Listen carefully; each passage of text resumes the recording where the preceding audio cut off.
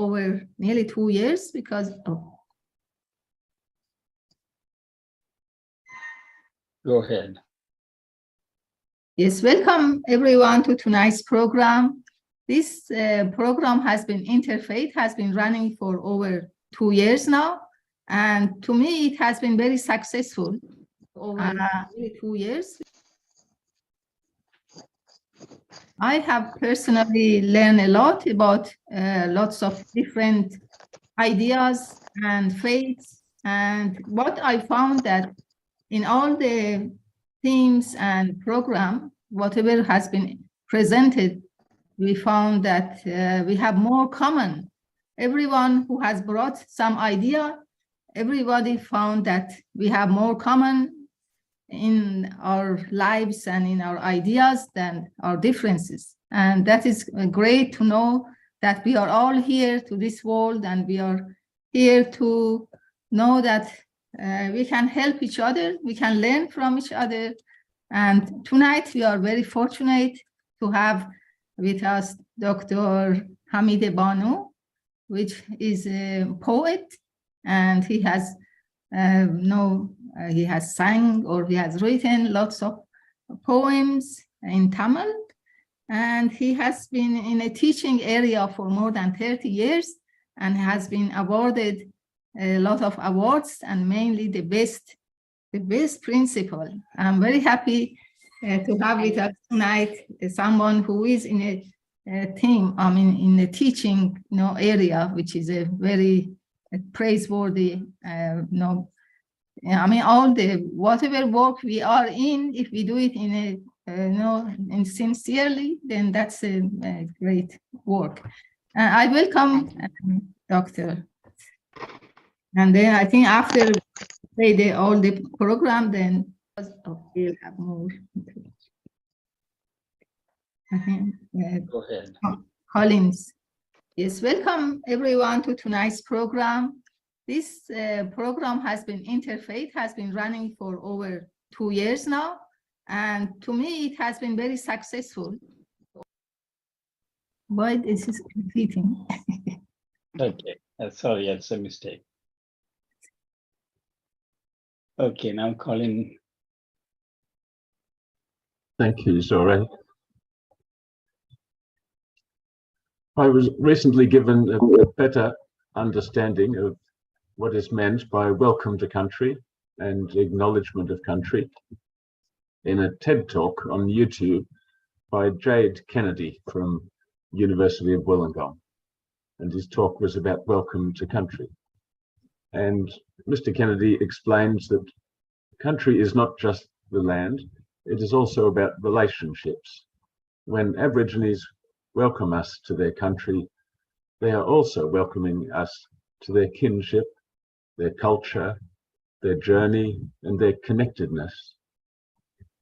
Ideally, when we enter someone's home, we make sure we are respectful of sacred places and responsibilities and obligations.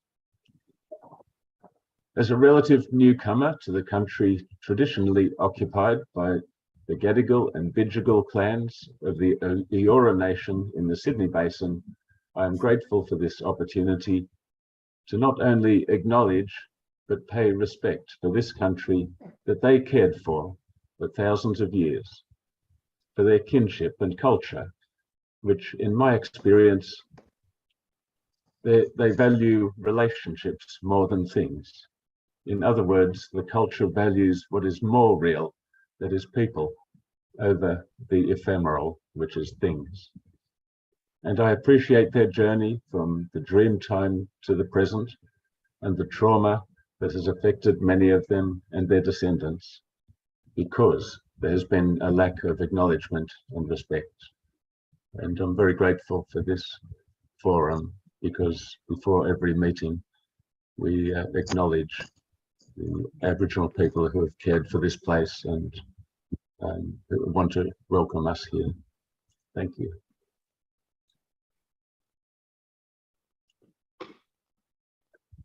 Thank you very much to Collins for the great introduction to the land and acknowledgement of the land.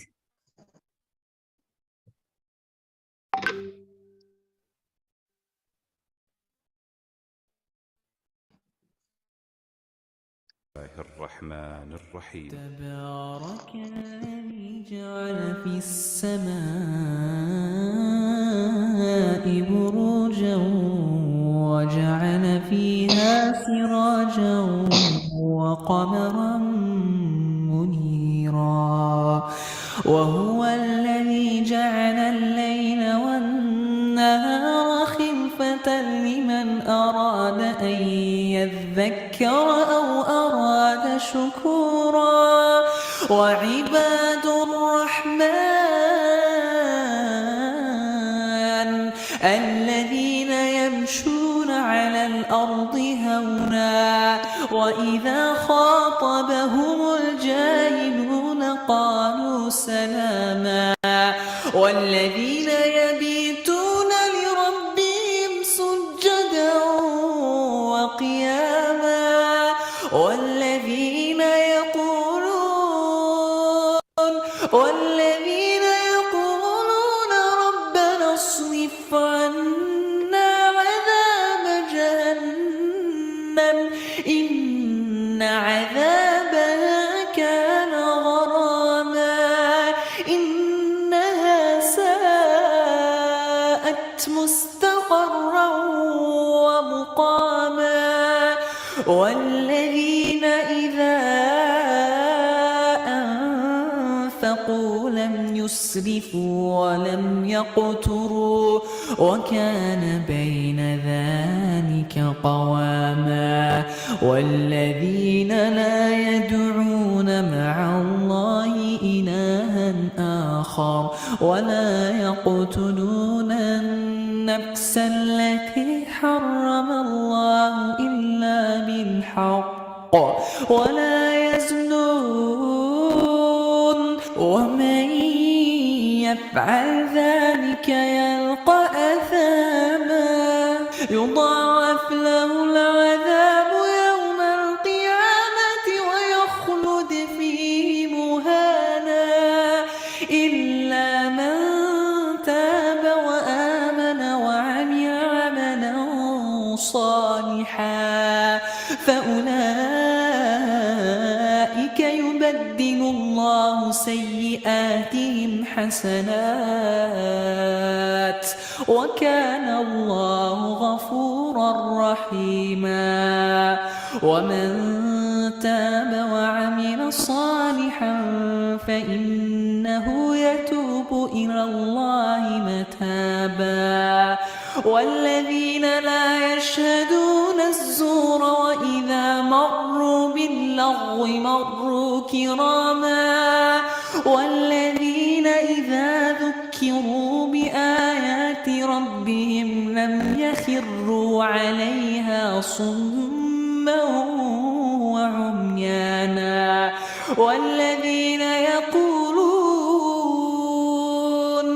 والذين يقولون ربنا هب لنا من أزواجنا وذرياتنا قرة أعين واجعلنا للمتقين إماما أولئك يجزون الغرفة بما صبروا ويلقون فيها تحية وسلاما خالدين فيها حسنت مستقرا ومقاما قل ما يعبأ بكم ربي لولا دعاؤكم فقد كذبتم فسوف يكون لزاما.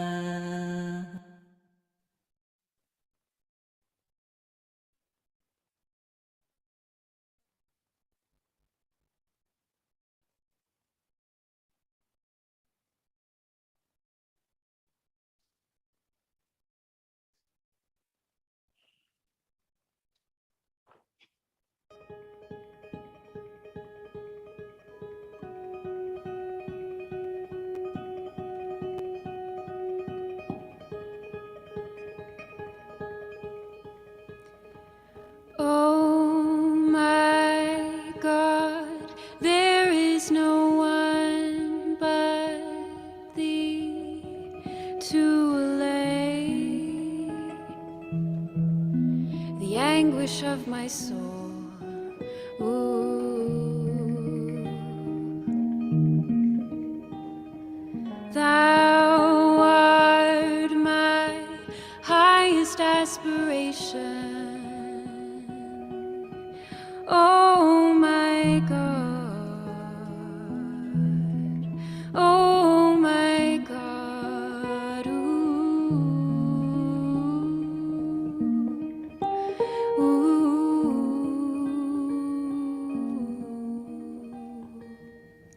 My heart is wedded to none save thee, and such as thou dost love.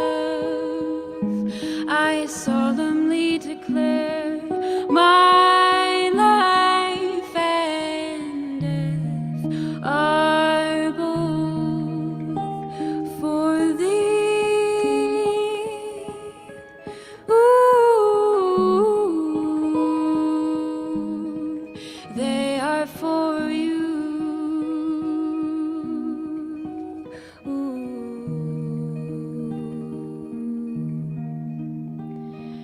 My heart is wedded to none save thee, and such as thou dost love.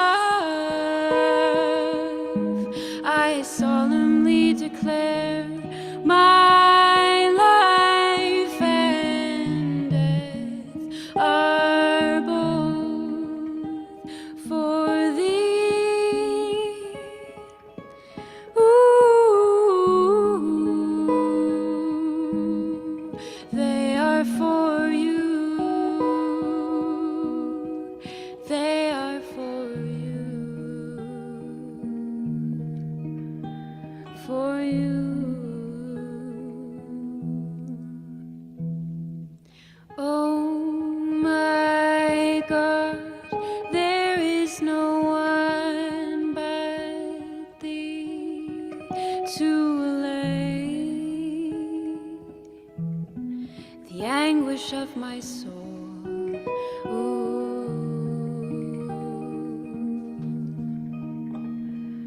Thou art my highest aspiration. Oh my God, oh my God, ooh, ooh.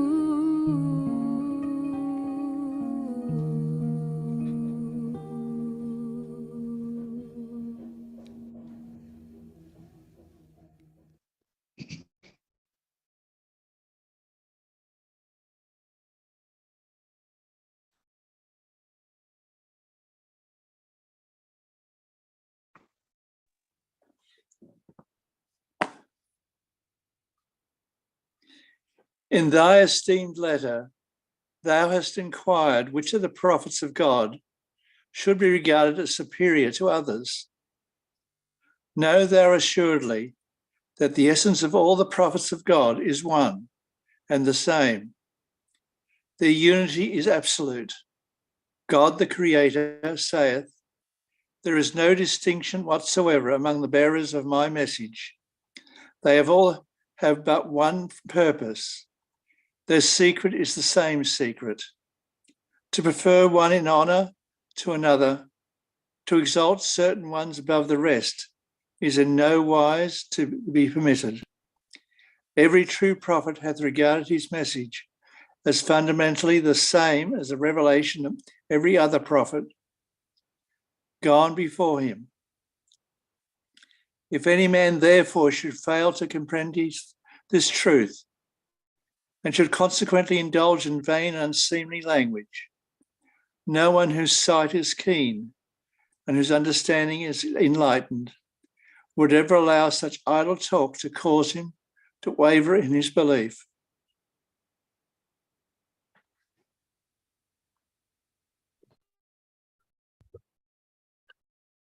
The measure of the revelation of the prophets of God in this world, however, must differ. Each and every one of them hath been the bearer of a distinct message, and hath been commissioned to reveal himself through specific acts. It is for this reason that they appear to vary in their greatness. Their revelation may be likened unto the light of the moon that sheddeth its radiance upon the earth. Though every time it appeareth, it revealeth a fresh measure of its brightness, yet its inherent splendor can never diminish, nor can its light suffer extinction.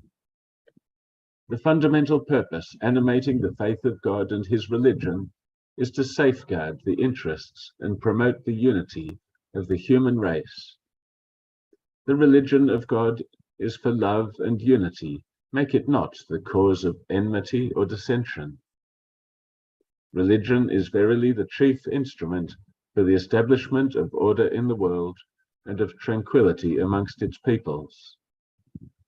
Religion, moreover, is not a series of beliefs, a set of customs. Religion is the teachings of the Lord God, teachings which constitute the very life of humankind, which urge high thoughts upon the mind, refine the character, and lay the groundwork for man's everlasting honor. Baha'i Scriptures.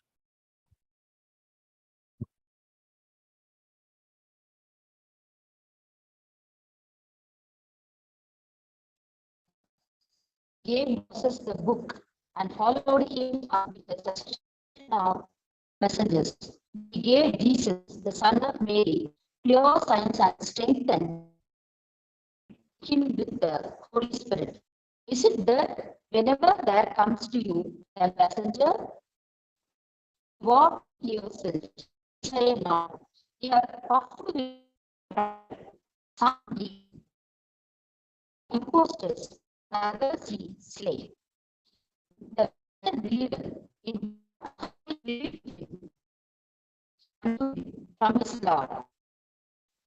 Do the marriage. Of them believeth in Allah, his angels, his books, and his messages. We make no distinction between one.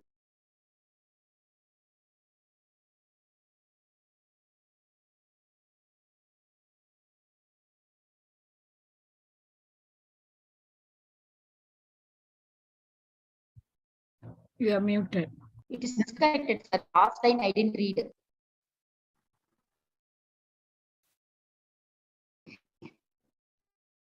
I think your internet is not stable. I will read it. Yes, sir. Yes, sir. The We- last line was- I will read it instead of you. We gave Moses the book Yes, sir. Yes, sir. and followed him up with the succession of messengers.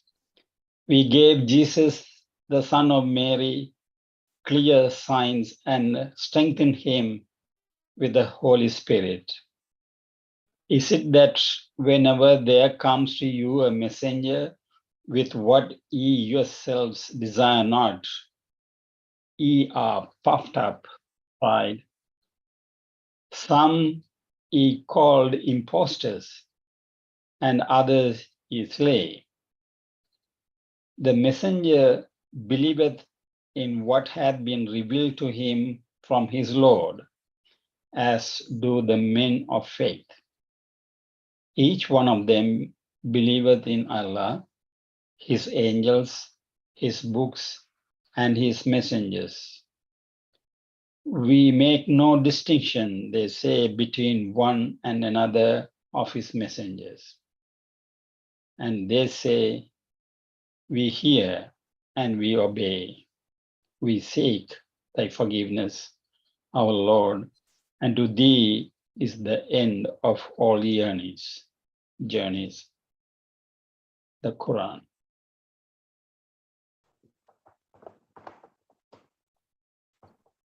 Long-suffering patience is the supreme exact practice. Nirvana is supreme, say the Buddhas. He is certainly not an ascetic who hurts others, and nor is he a man of religion who causes suffering to others. The bhikkhu who lives full of goodwill with faith of the religion of the Buddha, he will reach the place of peace, the satisfaction of stilling the functions of the mind. Buddhist scriptures.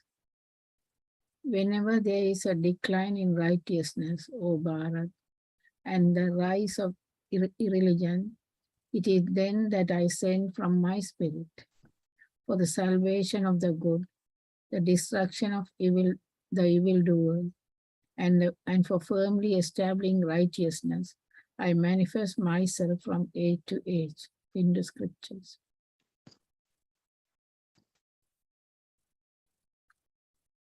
If any man among you seem to be religious and bridleth not his tongue, but deceiveth his own heart, his man's religion is vain.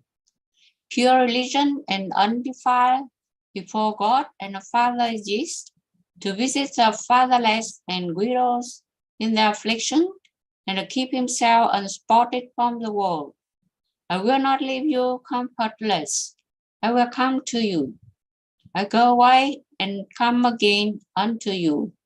Nevertheless, I tell you the truth. It is expedient for you that I go away, or if I go not away, the Comforter will not come unto you. Howbeit when he, the Spirit of truth, is come, he will guide you in all truth. But when the Comforter is come, whom I will send unto you from the Father, even the Spirit of truth, which proceedeth from the Father, he shall testify of me. He shall not speak of himself, but whatsoever he shall hear, that shall he speak. The Comforter, it is the Holy Ghost, whom the Father will send in my name, he shall teach you all things. Christian scriptures.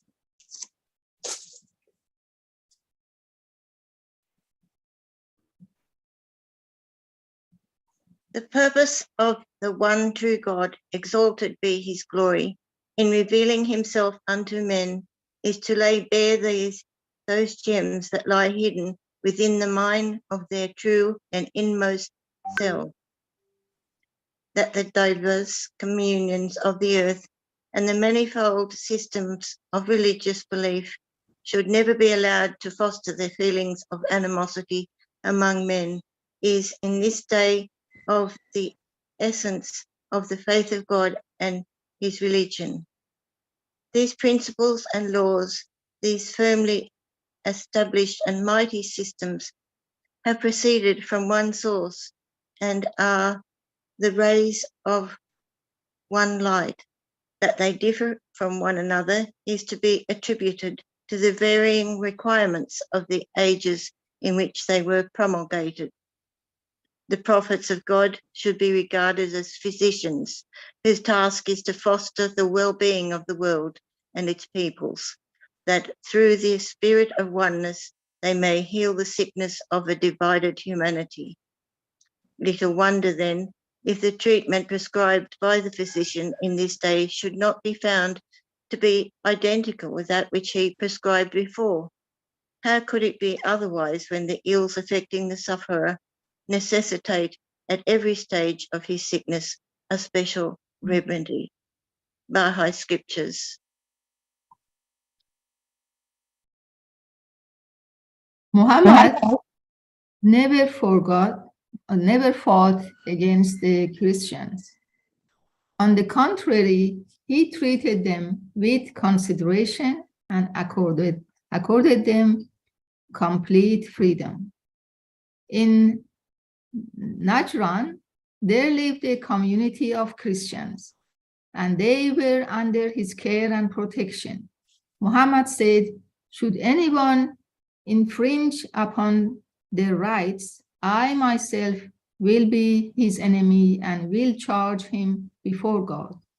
In the edicts he promulgated, it's clearly stated that the lives, property, and honor of Jews and Christians are under the protection of God, that a Muslim husband may not prevent his Christian wife from going to church, nor obliged her to wear a veil. That if she dies, he must entrust her remains to the care of a priest, and that if the Christians desire to build a church, the Muslim must support them. Furthermore, in time of war between Islam and her enemies, the Christians were to be exempt from fighting, unless they desired of their own accord to join and assist the Muslims in battle. In view of the protection they enjoyed, in compensation for his exemption, they were to pay each year a small amount. In short, there are 7 lengthy edicts on these subjects, copies of some of which are to this day extant in Jerusalem. This is the very truth and not merely my own assertion. The edicts of the second Caliphate IV is still in the custody of the Orthodox Patriarch of Jerusalem, and the matter is beyond doubt. Nevertheless, after a time, rancor and envy arose between Muslims and Christians as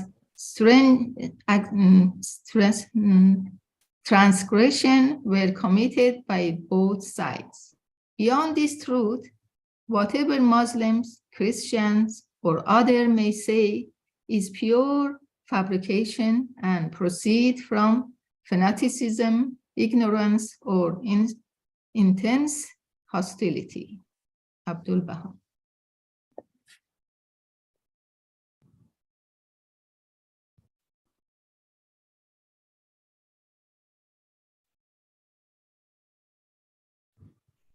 Dr. Mahabub Ali.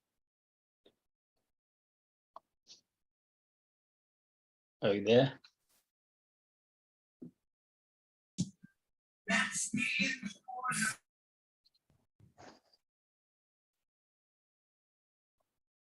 Pina, Yes, unmute. Pina, would you like to read number 7? Yes, yes, sure. Later, is it later or now? Now.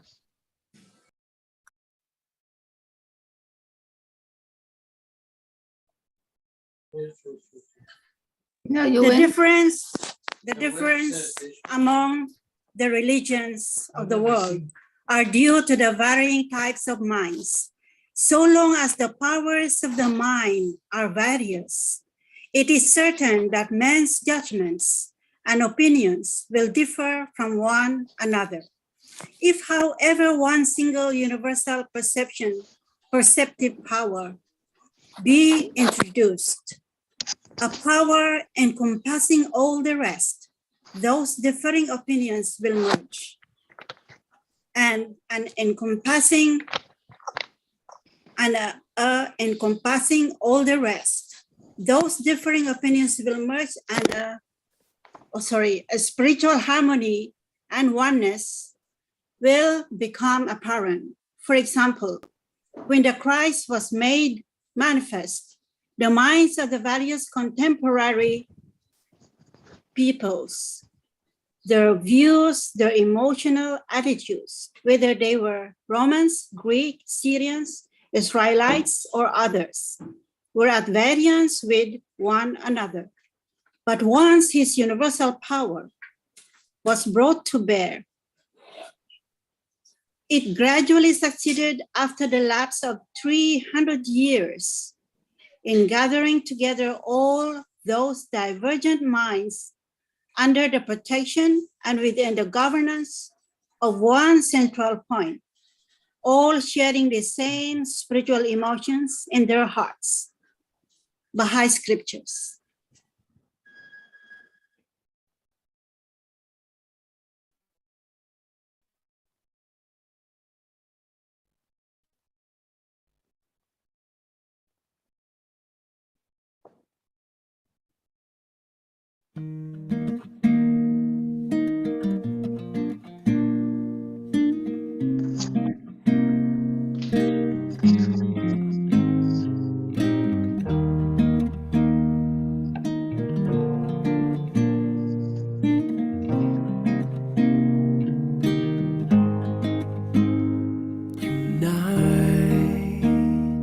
and bind together the hearts.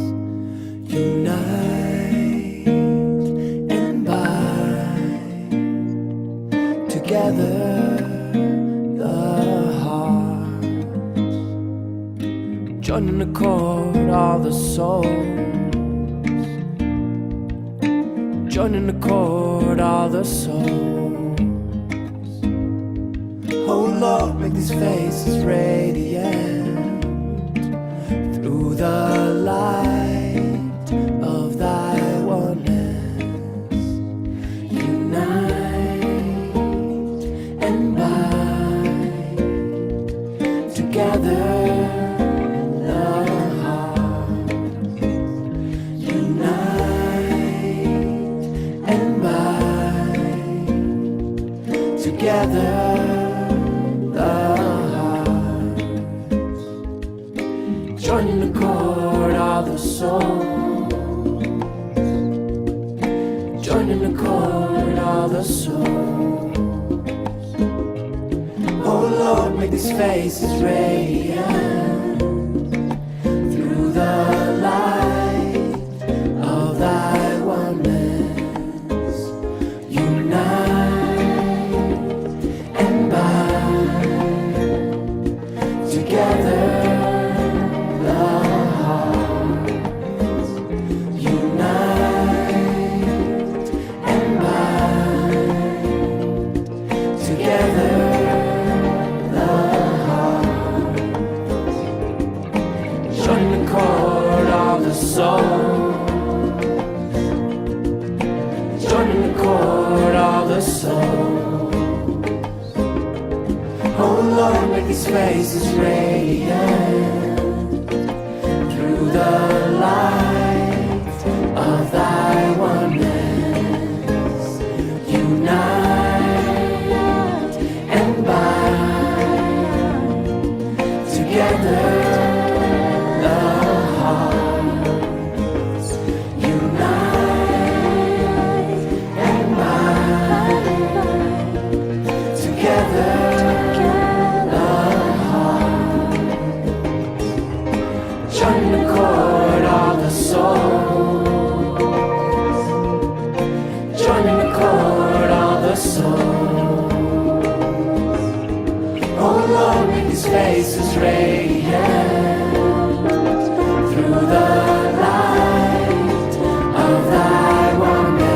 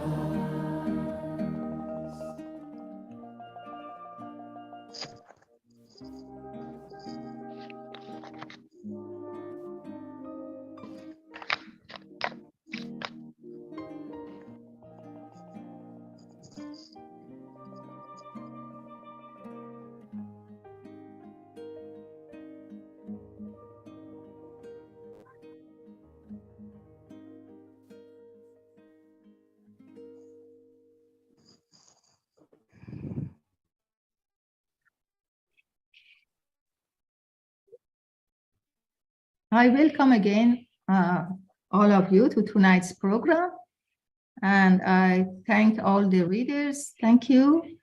And now I invite Dr. Hamide to tonight's talk about religion.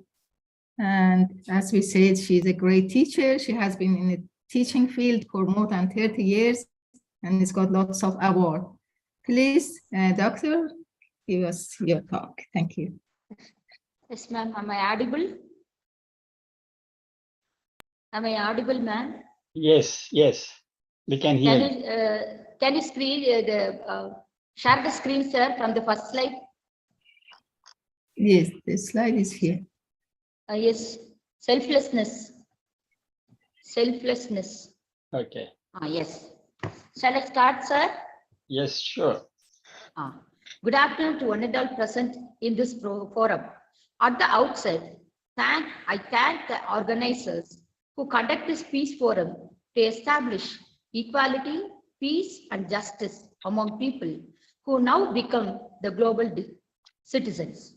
Of course, it is the duty of all scholars to motivate the common people by explaining the way in which learned and unlearned people strive hard to bring about peace in this world. Let me start my speech about Asbir Baba Khaja Moinuddin Chishti with the words of Puratchi Kavinar Bharatidasan. All people of the universe are one and the same, with the pure heart of love and broad-mindedness. Pleasure dwells in the heart, which is filled with milk of motherly kindness. If the joy of motherhood prevails among all people, there is no fight, because selflessness is over. Love is selflessness, self is lovelessness. No war, no peace around the world, as it is filled with magnanimity. Such selflessness will lead to the world, which is filled with magnanimity, compassion, sympathy, and helping tendency. It is the duty of scholarly people to spread peace among youth all around the world, as they are going to be the future citizens of tomorrow.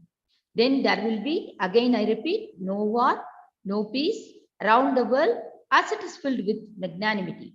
Now, next slide, sir. Now let's see something about Asbir Baba Khaja Moinuddin Chishti, previous slide, sir, who contributed to the worldly peace and the spread of Islam during his period. How he attained the status of Sheikh of Chistiya Tariqa, his visit to India, his simple life pattern, and about his preachings. Previous slide, sir. Childhood. Can you hear me, sir? Childhood. Yes. Khaja Moinuddin was born in the year 1116, April 28, Friday, to the blessed couple Sayyid Qasdin Hassan and Ummul Wara in Spain, Isfahan. He was named as Moinuddin, a man who strengthens Islam. In his childhood days, he was very different from other children. He was born with lovable traits like love, affection, and respect to others. He brought other children at his age group to his house and gave them snacks even at the age of 4. Even at a very young age, he is very different from other children and never played with them. He went to school and learned Hadith, Quran, jurisprudence, which means expert in religious laws. He memorized Quran at the age of 9. He lost both the parents even before the age of 15. But his parents left an orchard as legacy, and from that he led a simple life. Once he went to Eid prayer, Eidgah, a common ground for performing Eid prayer. He happened to see a blind boy with torn clothes, which are worn out. Khaja Moinuddin immediately gave his clothes, which are worn by him that time, and took him to his house and gave him food. Next slide, sir. One day, he met Ibrahim Kandosi, a saint, and offered him some fruits. A saint, the saint, blessed and prayed for him. Then he went to Samarkand and Bukhara cities for higher studies. He stayed there for 6 years and became a student of Maulana, that is meaning religious leader, Isamuddin. Next slide, sir. Meeting, yes, same. Meeting Kaudul Alam, before slide, previous. Meeting Kaudul Alam, Muhyiddin Abdul Qadir Jilani, whose teaching were be patient with destiny until suffering transforms into bliss. Then he went to Baghdad to meet Gaudul Alam Muhyiddin Abdul Qadir Jilani, a great saint who is also his own uncle.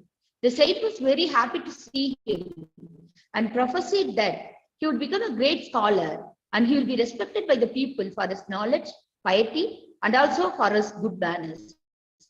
He met so many saints in Syria and got their blessings and learned many things from their teaching.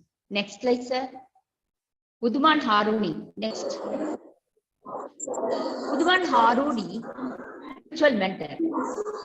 Khaja Moinuddin went to Haruni and met Sheikh Uthman Haruni and requested him to take him as his disciple. He hugged Khaja Moinuddin and taught him so much of dhikr, meaning chanting God's name always, fikr, which gave him inner light emanating from spiritual power and spiritual secrets, and gave him the title Shishti. After staying with him for 2.5 years, he met his uncle Muhyiddin Abdul Qadir Jilani for the second time and got his blessings. Hereafter, we can call him as Khaja Moinuddin Shishti, Sheikh of Shishti Tariqa. Next slide, sir. Once he sat in his garden and yearned very much for seeing Kaaba at Makkah. At that time, he heard a voice reciting a poem. If you are eager to see your beloved, you should start immediately.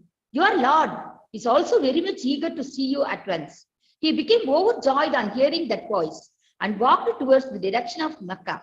In Hijri 583, he performed Hajj and went to Medina. When he greeted the grave of Muhammad Nabi Sallallahu Alaihi Wasallam, he got a reply as Walaikum Salam, Ya Sultanul Awliya. Sultan means king, king of Walis.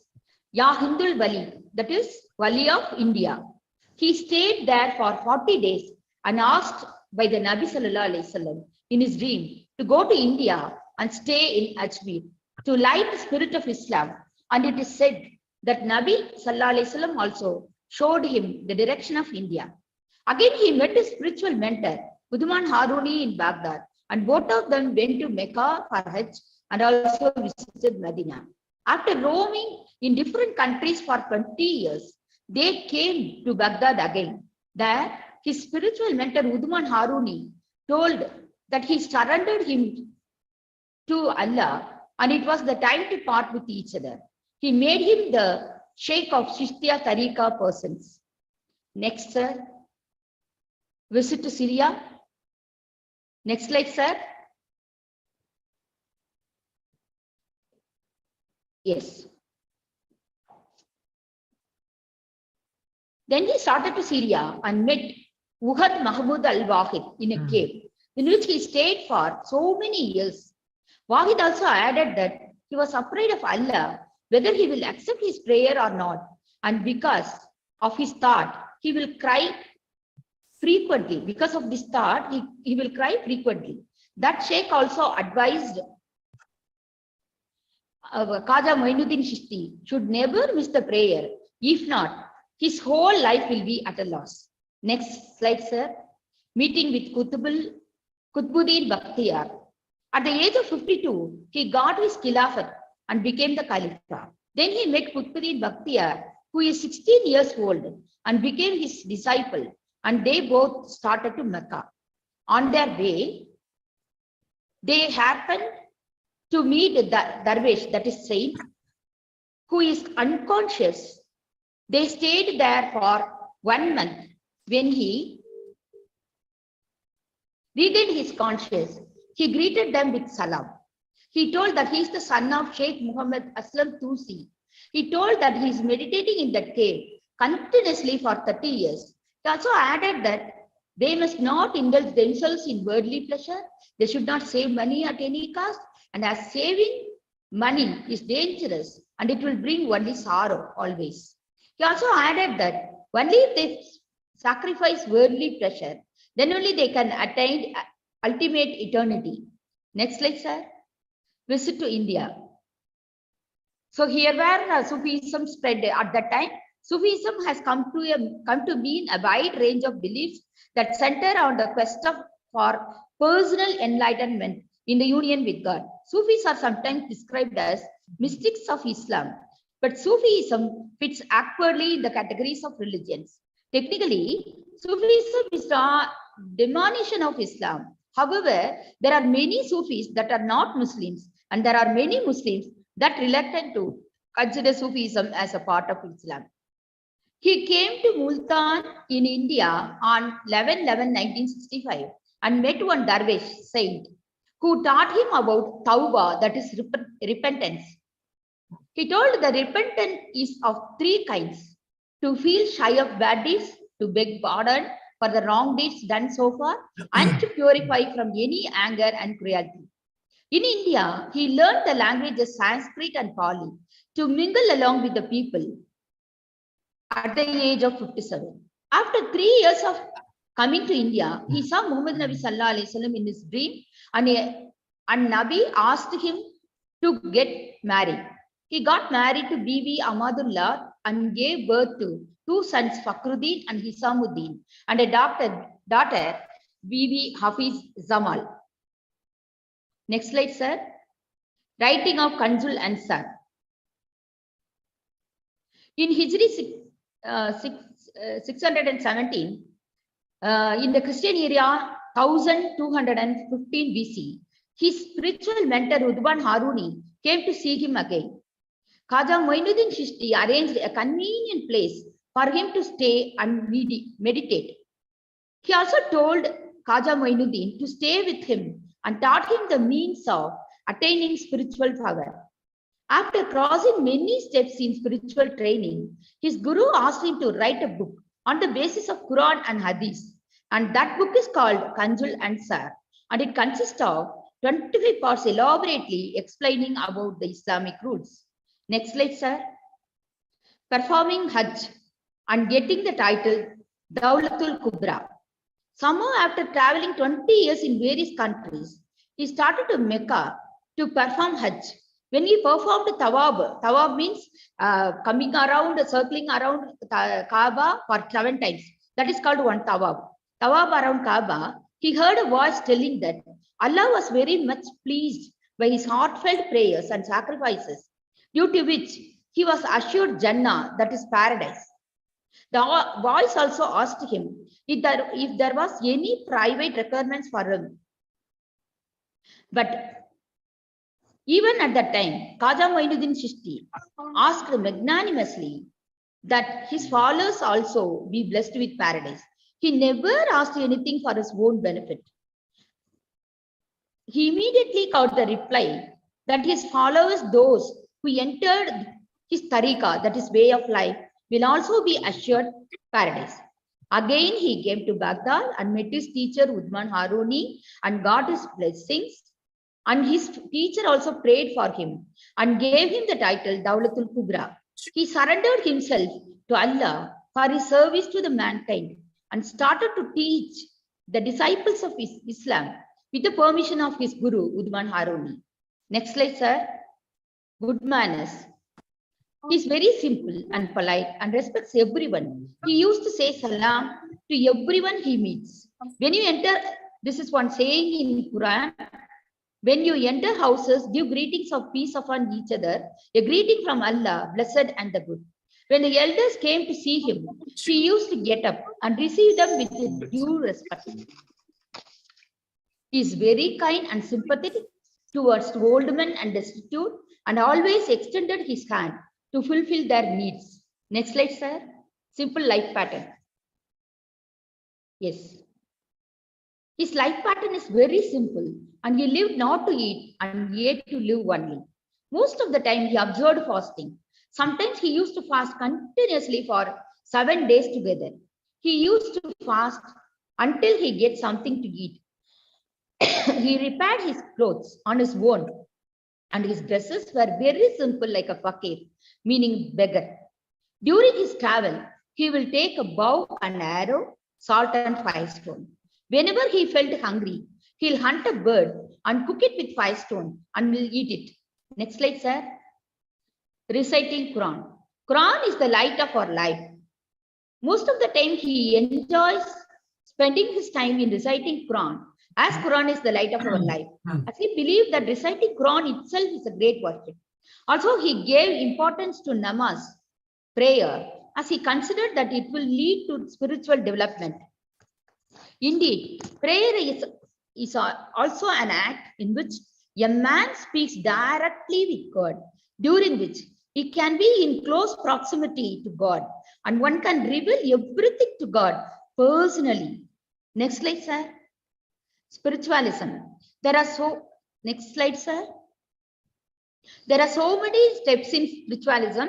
Ihsan, love of God; Taqwa, inner consciousness; Iman, faith in God; and Islam, finally Islam, submission to God's will. He followed the advice of Prophet Muhammad sallallahu alaihi wasallam that he seek pardon before death.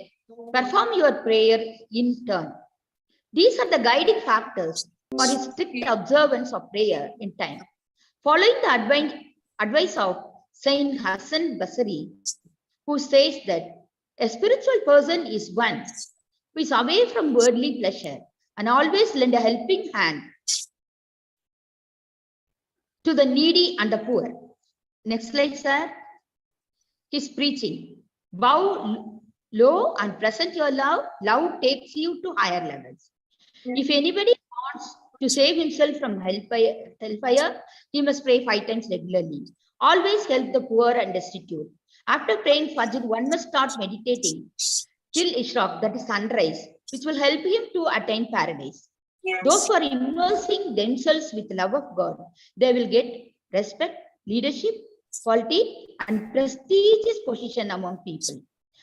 Always feed the hungry people. Tawbah, that is repentance, is not only repenting for bad deeds, but also total surrender to Almighty Allah. A Sufi is one who is free from jealousy and rivalry from his heart. Spiritual leaders cry because they can realize what is going to happen in future. When they become proximate to Allah, they become ecstatic. Next slide, sir. Next slide, sir. Khaja Moinuddin Chishti narrated an event where Allah has created Adam and advised him to remember Allah always and feel his presence in man's body and having God's love in man's head. At last, after preaching the spiritual matters during lifetime to nearly 90 lakhs of people, embraced Islam in India. He guided crores of people in spiritual path to attain eternal bliss. He believed that helping poor people is also one aspect of prayer. Next slide, sir. From Darul Bana to Darul Baka, he realized his end is nearing him and announced it to his prime disciple Gutbuddin Bakhtiyar. He handed over his Khilafat. Khilafat means representation, and Khalifa means representative, to him and made him as the Khalifa representative in Delhi. He showed the right path to many people and gave refuge to the deserted poor. After a span of 90 years of spiritual being, he met with his death at Ajmer on 21st May 1226. Darul Bana means existing world, the real world. Darul Baka means life after hereafter, the world hereafter, that meeting with the death. Even after death, in his forehead, it was written that he is a saint and he attained bliss out of God's affection. His eldest son, Haji Fakhruddin, led his janasa, that is funeral prayer, for his father's departed soul. Next slide, sir. After the demise of Khaja Moinuddin Chishti, his tomb was looked after by Sheikh Hussain Naguri Rahmatullah. Delhi Sultan Muhammad Ghilji invited Hussain Naguri, who is the caretaker of his tomb, and gave a huge amount of money to be used for building a shelter for his tomb. With that money, this is how the Ajmer Dargah was built. Next, sir. So Ajmer Sharif or Dargah Sharif is a Sufi shrine of Sufi Saint Moinuddin Chishti, located at Ajmer, Rajasthan, India. The shrine has the grave of the revered Saint Moinuddin Chishti. Then Delhi Sultan Muhammad Khilji built a mosque near Ajmer Dargah for prayer, which is formally called Sandal Masjid. And he also built an ark, Bulandu Darwaza. Darwaza means entrance, which means a high entrance. Malda's king and Delhi Sultan Shah Suri came to Ajmer Dargah and made arrangement for a building a lake to manage water scarcity prevailing at that time. Next slide, sir. Visit of Mughal king Akbar the Great. Akbar the Great visited Ajmer several times. He visited Ajmer on foot after Chittoor victory. Akbar the Great also built a mosque with red stone in Ajmer. It is called Akbari Mosque. He also built a matab called Shahan Sirak, meaning a mandapam with lights, for the pilgrimage to stay during their visit. Akbar also donated a big vessel to prepare kanji, that is liquid food, to be distributed to the pilgrims and the visitors. He also erected the fencing around the dargah. Next slide, sir. Jahangir. Akbar's son Jahangir also visited Ajmer several times and donated a big copper vessel. Previous slide, sir. Previous slide, sir. Akbar's son Jahangir also visited Ajmer several times and donated a big copper vessel from which food can be cooked for 5,000 persons at a time. Next slide, sir. Visit of Shah Jahan.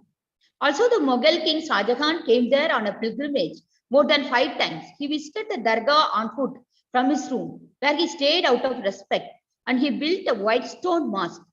King Shah Jahan's daughter Jahanara Begum visited Ajmer, and she donated so many employees under her control to look after the affairs of Ajmer Dargah. Till today, their descendants only serving the mosque. Also, she built a big dome on the eastern arch in Dargah. She also told if she is allowed according to her own desire, she'll stay in Ajmer throughout her lifetime as a slave in Khaja Moinuddin Chishti Darbar. Next slide, sir. Aurangzeb. King Aurangzeb also visited Ajmer several times and paid respect to him. Next slide, sir. Aurangzeb. And donate. Next slide, sir. King Aurangzeb also visited Ajmer several times and paid respect to him and donated a large amount of money for the maintenance of the dargah. Many VIPs visited Ajmer Dargah so far and paid their tributes. Among them were Mahatma Gandhi and Pandit Jawaharlal Nehru. Visit of Curzon Prabhu. Malaysian President Tunku Abdul Rahman, after his victory in Malaysia, visited Ajmer Dargah and paid tribute to Khaja Moinuddin Chishti. Also, he donated a huge amount to the trust. The dargah is a place where all people, irrespective of caste and creed, pay respect to the saint. When Curzon Prabhu, Indian Viceroy, visited the Ajmer Dargah in 1902, he wrote a note in the minute book that the Ajmer Dargah is a monument where secularism played a very great role in India. This statement is true in the past, present, and also in future. Next slide, sir. Karamat, that is wonders. When Khaja Moinuddin Chishti was walking near Taizla riverside, a darwish, that is a spiritual leader, sat in a small hut and signaled him to come near him. He explained his experience of roaming to different countries before settling there. When he was walking near a shop, he happened to see a shop owner torturing his labor, but the saint left the place without any reaction. He heard a voice saying that he must have corrected his harsh nature of the shop owner so that the laborer would have been saved from the torture. He felt sorry for that incident. Then he came to the hut near Taizla river, and he never left the place thereafter, worrying if Allah inquired him about this incident. He is afraid what to answer about that above mentioned incident during the final judgment day. Khaja Moinuddin Chishti learned a lot from these experiences. Once Khaja Moinuddin Chishti came to Safaswar in Afghan, he met Muhammad Yadkar and he tortured many people through his harsh treatment. When Khaja Moinuddin Chishti happened to pray in his garden and recited Quran, Yadkar scolded his slaves for allowing Khaja Moinuddin Chishti and his followers in his garden. Khaja Moinuddin Chishti simply stared at him and immediately Yadkar fainted and became unconscious. His slaves begged Khaja Moinuddin Chishti to save him and he asked him to bring water from the nearby waterfalls and sprinkled it, saying Bismillahir Rahmanir Rahim. Yadkar became conscious. Now Yadkar realized his caliber and begged his pardon and requested him to accept him as disciple. He got bayat from Khaja Moinuddin Chishti and surrendered all his properties to him. Bayat means agreement between the sheikh and the disciple, assuring that he will follow the Islamic principles scrupulously. Next slide, sir. Visit to Mecca daily. Next slide, sir. Yes. Each and every night, he went to Mecca at night, prayed there and performed tawaf, that is circling around the Kaaba, and returned back to Ajmer at dawn. Many pilgrims from India happened to see him doing tawaf around Kaaba so many times. Khaja Moinuddin Chishti will become unconscious when he is immersed in the proximity of Allah. As soon as he becomes conscious, those who are happy to see him to be at his side, they will be blessed by him and will become his disciple thereafter. Transformation of a fakir. One day a person came to him in the disguise of a fakir with the intention of killing him and with his small sword. Khaja Moinuddin Chishti realized and cautioned him, either he must change his mind or he can kill him. But he threw the sword at his feet and begged his pardon, repenting for his hatred towards Khaja Moinuddin Chishti. Another more wonder karamat is, when a moneylender tortured a borrower for not returning back the money, Khaja Moinuddin Chishti spread his towel on the ground and asked him to take the required money from the fold of his towel. But the moneylender collected more money. His hand became inactive. He felt sorry and asked pardon to Khaja Moinuddin Chishti. He recovered him safely, after which he became his disciple. Like this, he transformed many people. All poor and fakirs mean beggars, came to him and satisfied their worldly hunger and also spiritual thirst. For handicapped, he gave him gifts and prayed for them. His disciples were spread all over the world, spreading humanity everywhere they go. Now, shukur means gratitude, thankfulness to God. It can be of 2-3 parts. Saying it with the tongue, being content with the heart, showing it with your action, by using your limbs and faculties, in obeying the Lord and keeping them away from all that is displeasing to him. That is real gratitude. It is not alone an attitude towards life, but the way of life itself. Ibn al-Qayyum said, gratitude should be in the heart, in submission and humility, on the tongue in praise and physical facilities by means of obedience and submission. Gratitude is of 2 degrees, one of which obligatory, which is doing obligatory action, and avoiding haram, unlawful things and actions. This is essential and sufficient as gratitude for these blessings. Hence, gratitude means giving up sins, and it is not using any blessings to help one to disobey the Lord. The second degree of gratitude is mustahab, meaning doing appreciable things, which is when after doing obligatory action and avoiding haram things, this is the level of those who have gone ahead and are closer to Allah. Now, next slide, sir. How to thank Allah? Thanking Allah with heart means we acknowledge that in our heart. Know and believe that the giver of all innumerable blessings and the bestower, provider of each and every bounty is no one but Allah, subhanahu wa ta'ala, who is Al-Karim, meaning the most generous. Everything is in you, on you, around you, is from Allah alone. So venerate him, attribute to him alone and glorify him. If he had withheld it from you, no one could give it for you. Giving thanks with heart also means to be humble and modest, because you know and acknowledge that all blessings are from him. It is his credit, virtue, and praise. Next slide, sir. Yes, 5 things a person must do to attain thankfulness. Surrender and submit himself to him alone. Loves the one who blessed him. Acknowledge the blessings of God upon him. Praises the Lord for blessing him with his bounty. Abstains, that is preventing from using the blessings to do anything that displeases the Lord. Next, 5 traits that can transform life. Submit to the Lord, love him, acknowledge his blessings, praise him, and abstain from sin. Next slide, sir.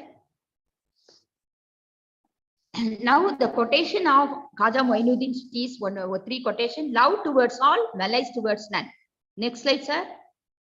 The best way of evading the fire of hell lies in feeding the hungry, providing water to the thirsty, removing the wants of the needy, and befriending the miserable. Next slide, sir. A friend of Allah must have affection like the sun. When the sun rises, it is beneficial to all, irrespective of whether they are Muslim, Christian, or Hindu, or Buddhist. Next slide, sir. Spread love everywhere you go. Let no one ever come to you without leaving happier, according to Mother Teresa. Next. Spread peace on the earth. Cherish the love that is around us. Spread peace on the earth. Treasure the love, let it surround us. Always be kind. Always remind one another. Peace on the earth every day. Form and nurture. Next. When we feel love and kindness toward others, it not only makes others feel loved and cared for, but it helps us also to develop inner happiness and peace. Thus, peace comes from within. Do not seek it without. So instead of looking before us and behind us, let us look within ourselves so that we can go for the inner journey. I request all the audience who are attending this forum to spread peace among the humankind by following the right path of walis and awliyas, that is religious leaders, who contributed to their share to the welfare of the humanity. Let me conclude my presentation by asking a question. How many of us are truly grateful to one who created us, sustained us, provide unlimited blessings and bounties for us? Don't be thankful for just one day. Be thankful every day. Thank you. Next slide. Thank you. Shukriya.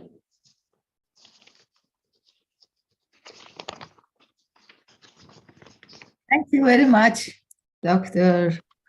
Hamide Banu. That was very comprehensive, quite a lot to observe. I mean, there was a lot, but thank you so much. I'm sure it went through a lot of, things to give us Haji Mohyuddin's life and how he became so close to God. And I liked it because he said that he was born in Isfahan, which I am from Isfahan. When I heard that, I was happy. It's a very religious city in Iran. Yes. There's a lot of mosques in Iran. I mean, in Isfahan. Isfahan is a beautiful city. Now I would like friends, if they have any question to ask, but I would like, Mr. Siva, would you like to say? Thank you, Dr. Hamida Banu. Dr. Hamida Banu, you muted, you unmute. Yes, let her, when she can unmute when she wants to talk, yes. Okay. Thank you, Dr. Hamida Banu. You have done a lot of research and prepared a nice PowerPoint. I know you had a lot to share, but time is limited. For us to concentrate and absorb all these things is very difficult. I think people from the Indian subcontinent, they can absorb so much at a fast speed.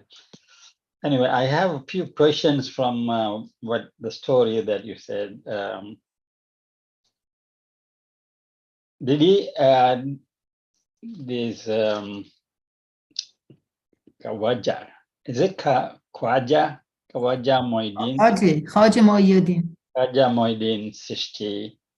Did he have a tour in your stories? You said he had a dream from Prophet Muhammad asking me to go to India. He had twice.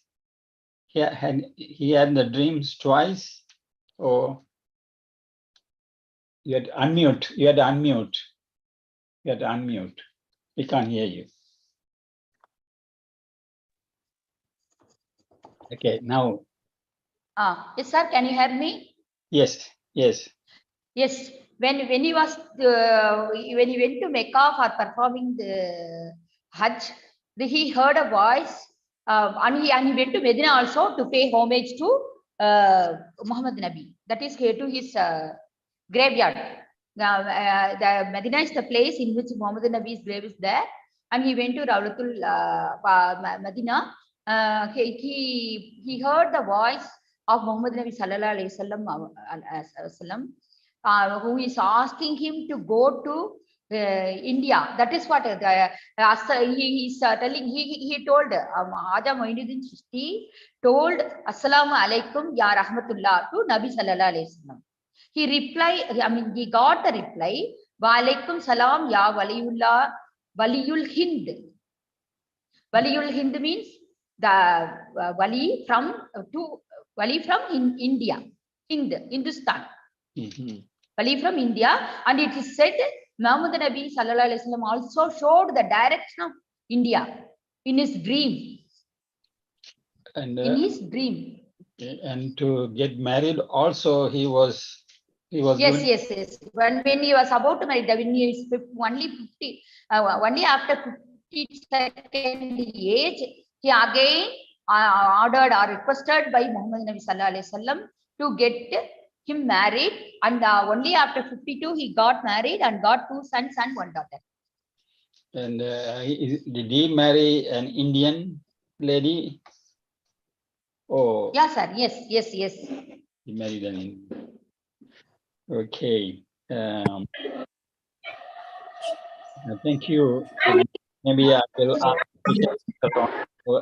Any questions? Yeah, ask Yung to ask your question. Yung, you're muted. And thank you so much, Dr. Banner. Yes, ma'am. Well, thank you for giving us a very good lecture. And I have a few questions. I've been right from the beginning. I heard some vocabularies talk about acknowledgement and respect. I just want to add a bit on about value-added notions, not in serious, but acknowledgement or recognition and respect are things that people have to earn. They have to earn for them. It's not given to them for free. Just like, if they give you an arrow, they give you a target, and then we have to shoot right on the target, 100%, just like in a competition. And then if we shoot the arrow in the target, 100%, then we will earn respect and recognition or acknowledgement. Just like if a surgeon doctor go into the surgery room, you have, we have a job to do hip replacement. So the job needs 2 hours operation. So people competent, the surgeon who is competent, that want to be acknowledged and respect, do it in 2 hours, not 6 hours. because then it's not competent and the patient might die. So that's a general idea. I'm not going to go further than that. The second one is with the land and the relationship. People are not coming in and say, oh, you give me a piece of land and I will be your friend and we will have relationship. It's not that way. Now we are in a modern time. We don't work on that sort of thing. You see, we're helping one another. We're helping one another. People had to put the labor forces in. They got to go and study degree in agriculture, in flood and fire, and how to grow crops. So therefore, we don't say, you give me a piece of land, I'll be your friend. I will give you a good culture. You know, I give my daughter so you can marry her. Nowadays, different. Nowadays, civilization. You see, we don't do in the way that the old thing that we do. You know, and those are general ideas about vocabularies. So people be aware of it. And nowadays we keep talking about open history, talk about ages ago, about the different religion and how they not agree to each other. We go back to the history that did not help us in the harmony. Nowadays, we try to be harmonized with one another. We want to build unity, but you know, in contradiction, we go back to the history, keep talking about the past, and I don't think it's not very helpful. Well, I think I think that's the comments, valuable comments. I mean, I don't know whether Dr. Hamida Banu understood everything that she said. The first thing is that the respect and acknowledgement we had to earn by our own actions. It is not demanded or it is not given. And giving the land and doing something, that kind of relationship was in the past, not now.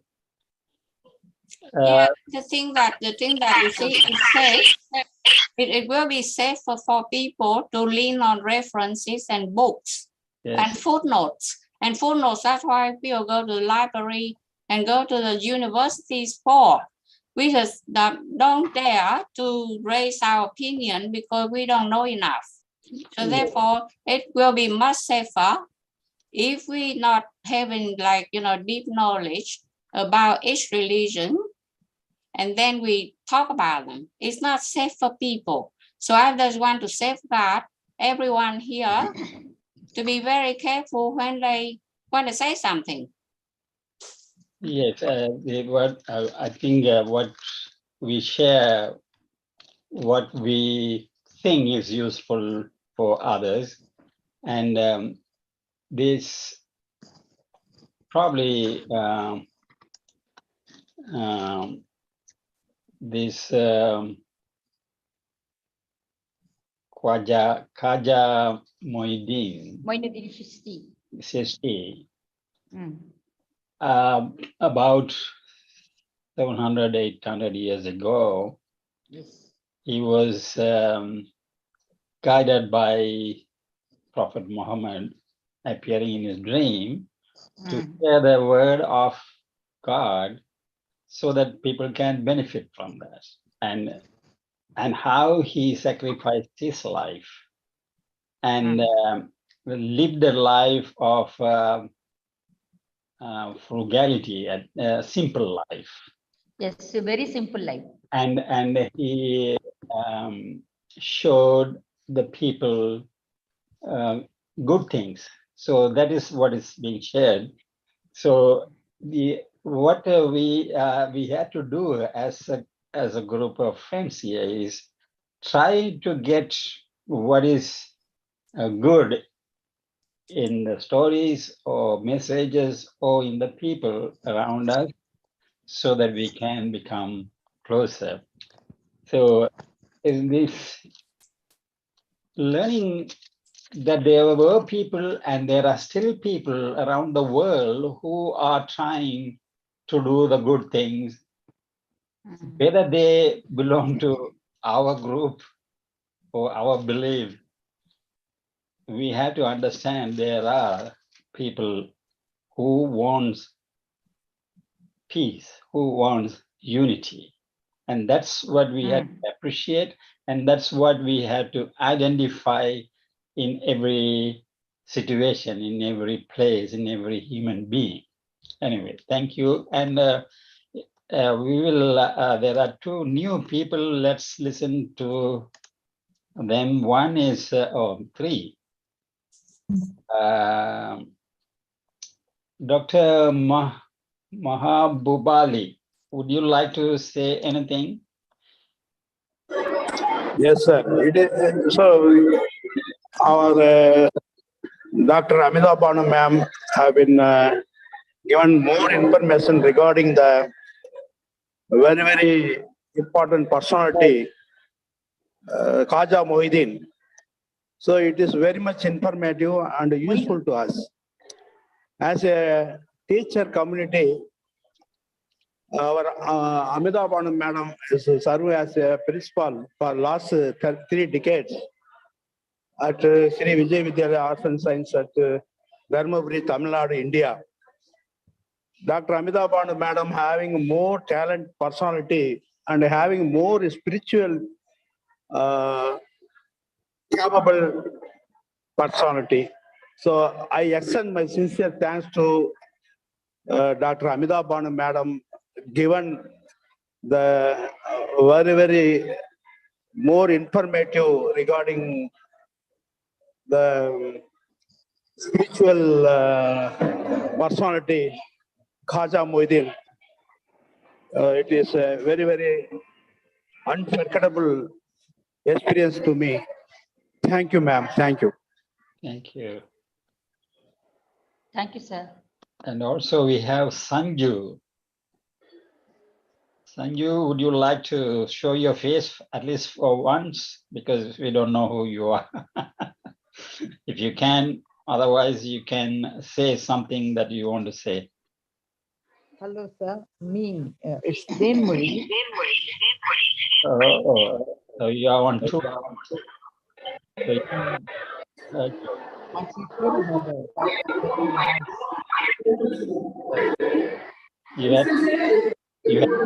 You had to mute one of your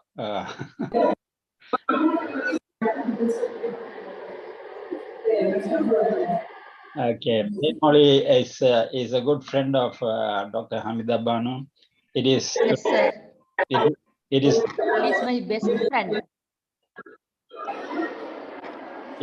It is through Ten Molly that I actually got contacted with Dr. Hamida Banu. Yes, sir. So thank Yes, you, sir. Molly. Yes. And Michael Glende, would you like to share something or ask a question or? Michael, are you there? Okay. Is there, okay, Jenny wants to say something. You can unmute and speak, Jenny. You have to unmute, okay. Thank you very much. Thank you for your talk, Doctor. And I've taken so much on board. I'll have to watch again. Thank you, ma'am. Thank you. I'll be watching again. That I wrote a couple of things down. Love is selflessness and self is lovelessness. I love that. And be patient with destiny until suffering transforms into bliss. I also love that one too. I'm going to keep those close to me and sort of work on them. Yes. And thank you very much. So grateful for you. Thank you, ma'am. Thank you, yeah, Jenny, for noting a few things. I think even the talk was quite a lot in the talk, but I also love the things that we have to always be thankful for what we have. Yes. what we have in our life. I think being thankful was one of the major things. Yes. Anyone else? I also noted that there were a few other things that touched. One, you mentioned that prayer is a strong, intimate conversation with God, getting closer to God. And this is, Yes, sir. yes. Before I became a Baha'i, I was not aware of this concept. I mean, we have a lot of prayers. As a Hindu, I used to say a lot of prayers, but I didn't,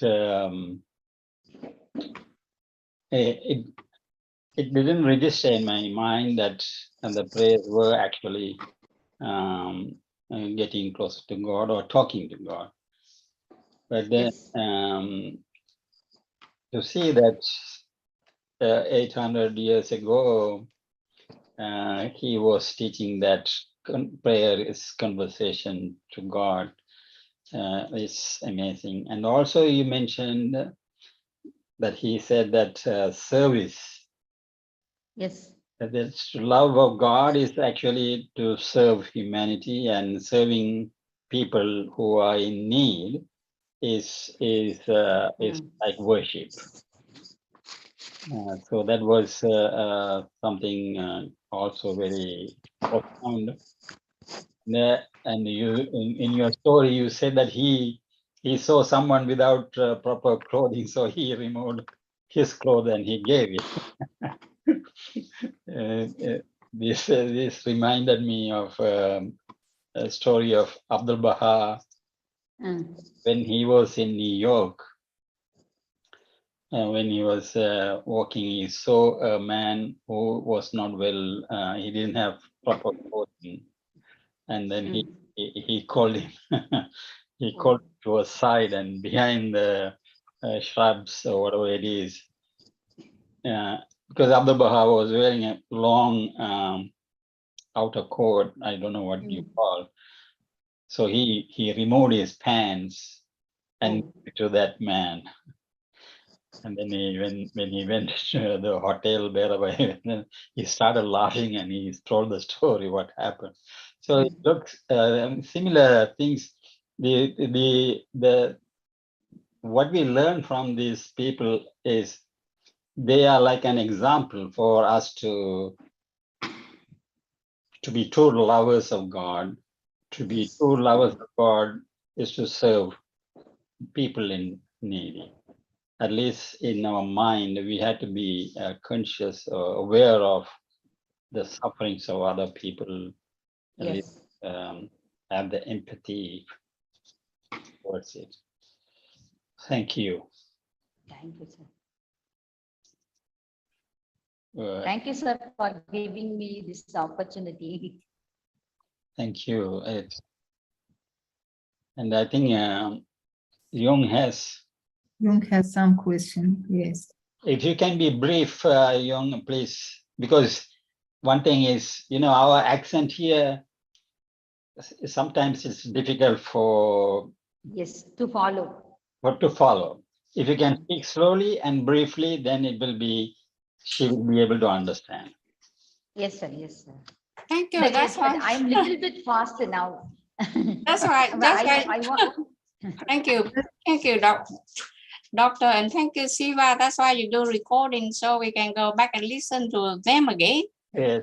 I'm just wondering, like years ago, I heard from a TV that there people go to pilgrimage in Mecca, and they had accidents. They had major accidents there, and like a drama there. You see, did you believe in miracle, and how it's happening in Mecca? That's a major place that should have safety and should not have any drama, because that's where God put his eyes on Mecca. And according to the TV, quite a few people that went to pilgrimage and get into trouble there when they move around that major building. Okay, can I interrupt you? I think what Jung Yes, is sir. You tell me, sir. yeah, what Jung is trying to tell is that the holy pilgrimage friends make to Mecca, and there sometimes there are a lot of accidents and a lot of people die there. Yes, yes, yes, yes. Yes, I think she, if I understood correctly, she is questioning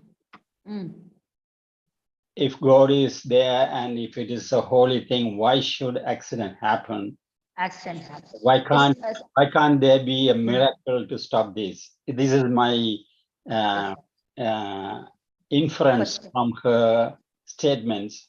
This is why I think, Jung, you have to be very specific and clearly say what actually you want to say in a brief way and ask the question, because I had to infer this is what you are trying to say. Okay, okay, sir. Okay, sir. So, Sir, I'll tell you from my own personal experience. Okay, sir. There are many rituals to be performed when you are going to Mecca. Okay, the last 5 days, that is, those are called as the Hajj pilgrimage days. Okay, and the 13, 14, and 15th of Hijri, Dhul Hajj month. There are 12 months. As in Christian area, in the Islamic calendar has 12 months, of which Muharram is the first month and Dhul Hajj is the last month. Okay, in Dhul Hajj month we are performing Hajj. So during the starting from 11th day, we start the rituals to be performed during the Hajj. Only if we perform those ritual, we can attain that state of a Haji. That title. Okay, so 10th day we will be starting from Mecca to some test system place, something 3 to 5 kilometers from Mecca to Mina. There are many huts will be there, that is camps will be there in which we can stay. After reaching Mina, we have to perform prayer and recite Quran, everything. Then after the 12th day, we have to go to a place to throw stone to Shaitan. There will be a pillar. There will be a pillar. Through on the pillar, we have to throw the stones, right? So during that many ambulance will be. Is the pillar the pillar is there? Pillar is there. Is it a symbol of Satan? Is it? It is the symbol of Shaitan. Okay. It is, yes, very good. It is the symbol of Shaitan. And it's then a personification. Yes, okay. We have to throw stones. Small stones, very small pebbles actually. When we throw stones, there will be so many ambulances will be there. So you know, when the pebble happen to hit any person's forehead, then there will be accident.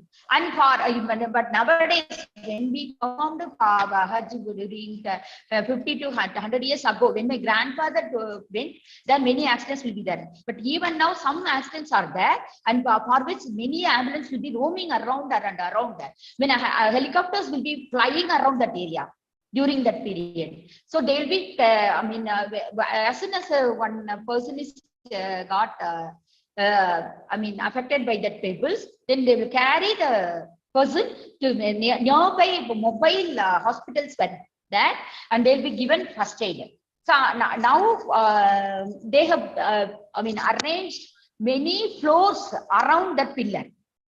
For the ground floor, first floor, second floor, third floor.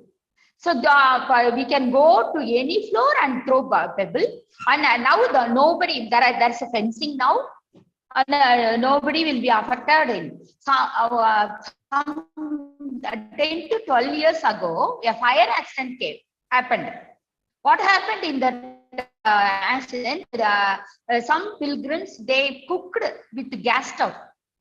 So you can, now I can understand. I'm telling this experience. You are asking a question: why God cannot prevent this accident through His mercy? Isn't it, sir? Yes, that's what. So it is the fate of those pilgrims. Yes, sir. It is the fate of those pilgrims who, as soon as we are born, the death date is also written on our head, right? The date of death is also written on the human when he is born. So it may be, that is the death day of those pilgrims, those are met with accident. They are destined to be expired in that place, right? So yes, I have seen with my own eyes. And moreover, some pilgrims, when they are starting to Mecca, they will have the intention of dying themselves in Mecca. Because the pilgrims every year, every day, they are praying for those pilgrim shaheeds.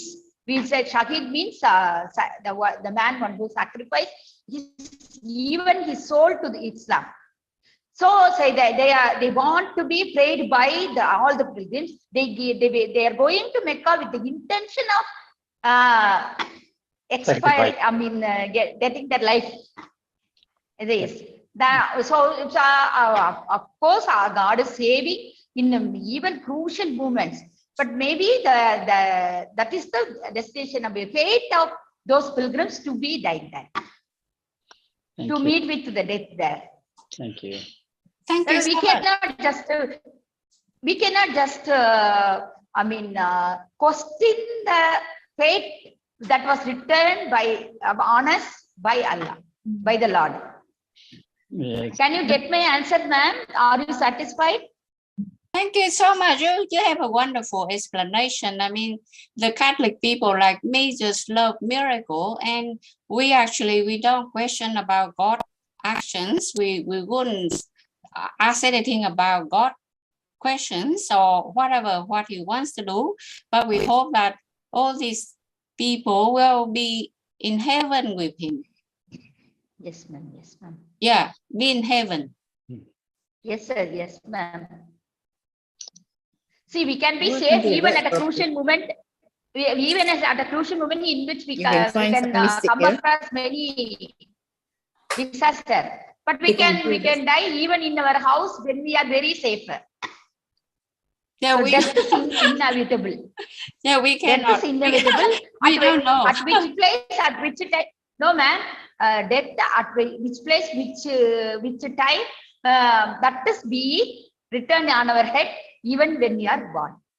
Yeah, we don't really know. We don't really know. That's why I only want to read passage of the story that give me, some sort of peaceful ideas and peaceful writing and peaceful thinking and peaceful love and everything. I don't want to read anything that not peaceful, But all the Catholics probably do the same thing.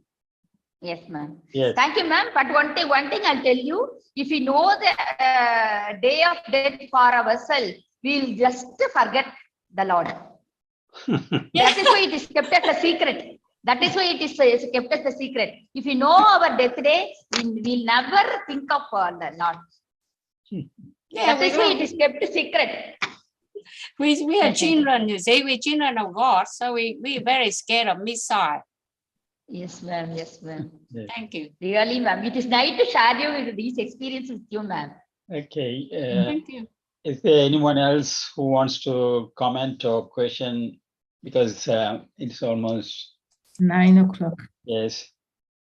I think we always need to, to thank Jung for always having some questions. That's very nice. We don't have Jung in the group one night. I don't know. I have to ask questions. But thank you very much from Dr. I learned a lot from all your experience. I learned a lot there. Thank you so much. I don't know much about religions. Thank you. And bye-bye. I had to Pina maybe wanted to ask something before we close. No, I just want to appreciate it was so good.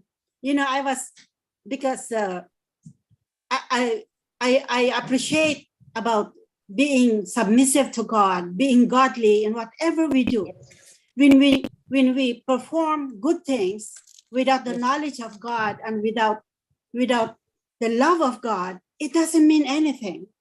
Yes. And so, yes. So in Islamic, it has explained that. So it's like it's like a body without a spirit if we don't have that love of God. Yes, ma'am. You see, the same thing, like if we serve food without love, it's no flavor. It's no Yes, taste. yes. It's similarly. So Yes. whatever we do, whatever we, wish, it should always be about God. As you have taught us that waking time or whatever we do, sleeping, and we should always remember God. Even Yes, eating, ma'am. before eating, Yes. we remember God, that we thank God that we have this blessing, this food in front of us. Yes. Yes, I appreciate so much. Total surrender, ma'am. Simple in short words, total surrender.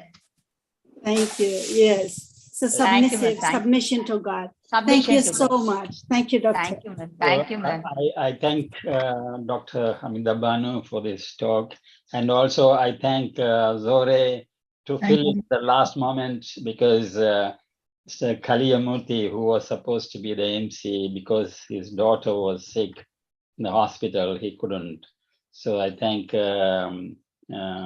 Zore, and also thank Colin to do the honoring the indigenous people in the land, and everyone who has contributed. And Jenny, special thanks to you. Everyone who read something, did something. And I think Jung had her hands up, but I think I don't know, is up to. I think we will go now. I can share, Dr. Hamida Banu, I can share your number to Jung, and you can have conversation later on. Yes? Yes. Yes, For sir. education, thank you. Okay then. Thank you, and bye-bye, everyone. Thank you very much. Thank you.